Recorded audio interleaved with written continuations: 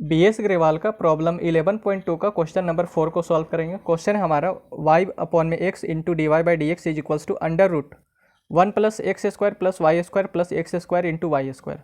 ठीक है, तो ये एक हमारा डिफरेंशियल इक्वेशन दिया हुआ है, इसे हमें सॉल्व करना है। तो इसे हम सॉल्व करने के लिए वेरिएबल सेपरेबल मेथड का यूज करेंगे। तो वेरिएबल सेपरेबल मेथड में हमारा क्या होता है कि सबसे पहले यहाँ पर आपको देखना है कि वेरिएबल यहाँ पर हमारा कितना है। तो वेरिएबल यहाँ पर हमारा 2 है, x और y। तो आपको जो x वाला जो पार्ट है यानी कि वेरिएबल जो x है उसको आपको एक साइड कर लेना है, यानी कि जितना भी x वाला जो टर्म रहेगा वो हमारा एक साइड रहेगा और जितना भी y वाला टर्म रहेगा वो हमारा दूसरे साइड रहेगा। x में हमारा y नहीं होना चाहिए, ना ही y में हमारा x वाला टर्म होना चाहिए। ठीक है, तो पहले इसको सेपरेट करते हैं। तो यहाँ पर है हमारा y अपॉन में x d y by d x, इसको मैं यहाँ पर लिखता हूँ y अपॉन में x that is equals to under root 1 plus x square. ठीक है, अब यहाँ से हम एक काम करते हैं, यहाँ से वाई स्क्वायर और यहाँ से वाई स्क्वायर हम कॉमन ले लेते हैं। तो वाई स्क्वायर को मैंने कर लिया बाहर, तो यहाँ पर हमारा बचेगा 1 और प्लस एक्स स्क्वायर। ठीक है, और यहाँ पर देखिए ये जो 1 प्लस एक्स स्क्वायर है इसके बाहर तो हमारा 1 है।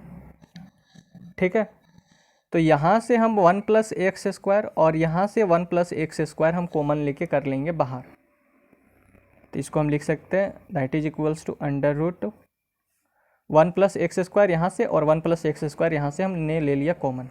तो यहाँ पर हो गया 1 प्लस एक्स स्क्वायर।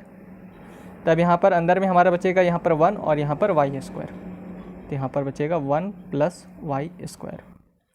ठीक है, तो ये हो जाएगा y by x d y by d x that is equals to ये जो under root 1 plus x square into under root into 1 plus y square है, इसे हम इस तरीके से भी लिख सकते हैं under root 1 plus x square और into under root 1 plus y square.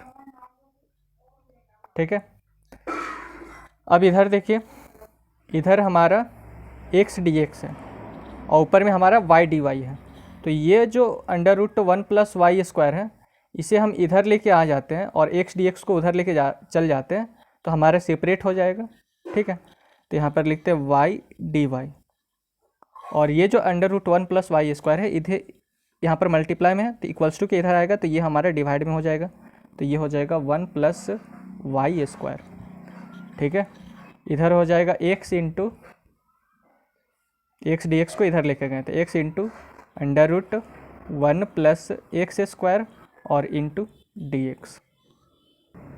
और इसको हम इस तरीके से भी लिख सकते हैं एक्स, यानी कि सबसे पहले आप इसको पहले लिखिए x under root 1 plus x square into d x that is equals to y d y upon में under root 1 plus y square. ठीक है, यहाँ तक क्लियर। अब यहाँ पर देखिए इधर सारा हमारा x का ही है, इस साइड में हमारा सारा x का ही है, इधर हमारा सारा y का है, यानी कि इसको हमने सेपरेट कर दिया, x और y को सेपरेट कर दिया, x को इधर अलग कर दिया, y को इधर अलग कर दिया। ठीक है, सेपरेट करने के बाद दोनों साइड इंटीग्रेट करते हैं। तो इंटीग्रेटिंग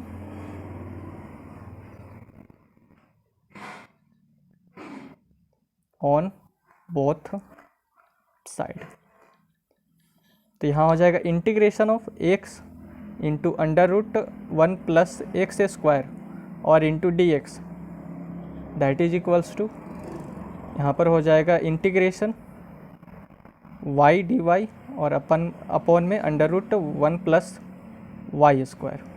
ठीक है, और प्लस एक हम यहाँ पर कांस्टेंट लगाते हैं c।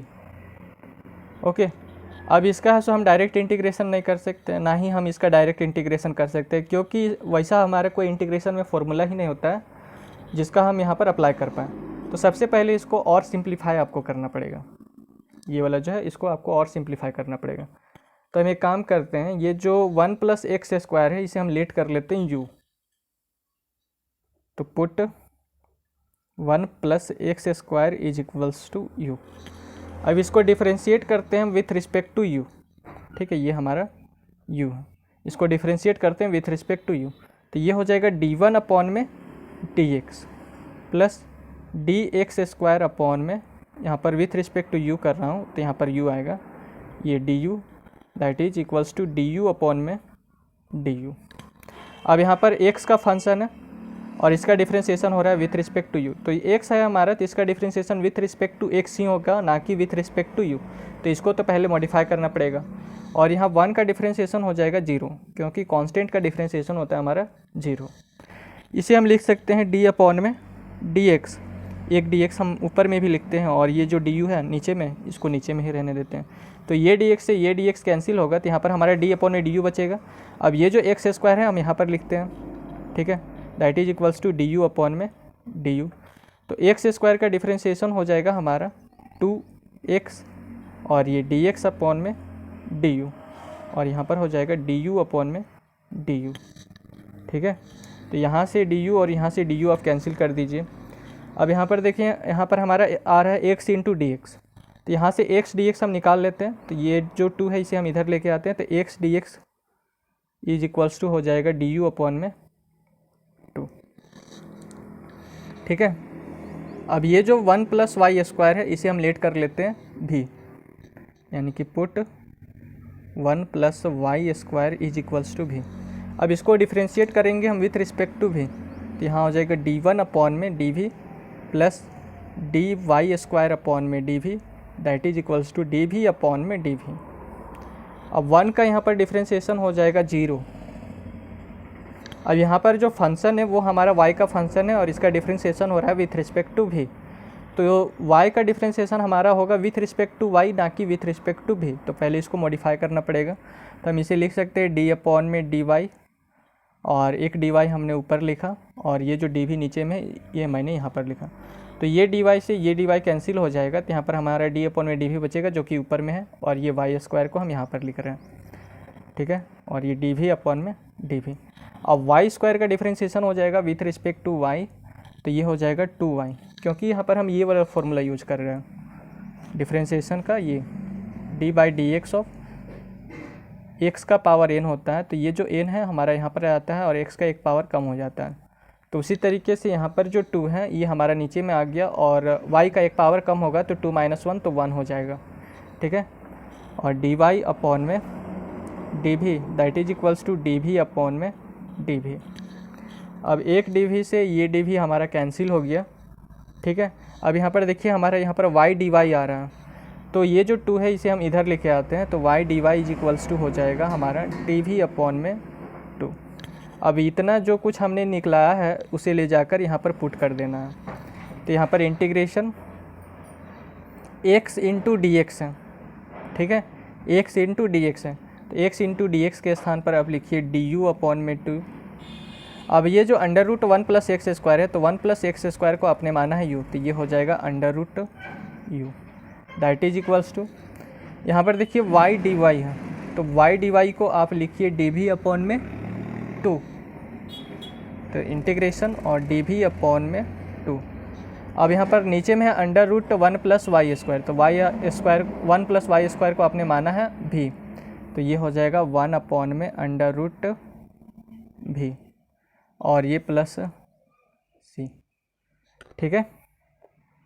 तो यहाँ पर हम इसको लिख सकते हैं that is equals to, this implies integration, ये जो √u है यहाँ पर सबसे पहले 1/2 को हम निकाल लेते हैं बाहर, तो 1/2 है सो हमारा निकल के आएगा बाहर, ठीक है। अब ये जो आपने √u लिखा है इसे हम लिख सकते हैं u का पावर 1/2 और ये du that is equals to, यहाँ पर भी ये जो 1/2 है इसे हम निकाल लेते हैं बाहर क्योंकि ये कांस्टेंट है, ठीक है। और ये जो √v है, यहाँ पर ये जो √v है, √v को आप लिख सकते हैं v का पावर 1/2, लेकिन अगर हमें इसके पावर को पॉजिटिव बनाना है तो इसे हमें ऊपर लेके जाना पड़ेगा, ठीक है। तो ये हो जाएगा v का पावर -1/2 और यहाँ पर dv और ये प्लस कांस्टेंट c, ठीक है। अब इसमें है सो हम ये वाला फॉर्मूला यूज करेंगे, इंटीग्रेशन ऑफ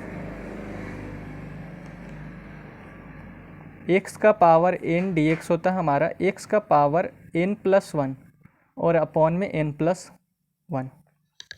ठीक है, तो सबसे पहले यहाँ पर 1/2 से ये 1/2 हमारा यहाँ पर कैंसिल हो जाएगा।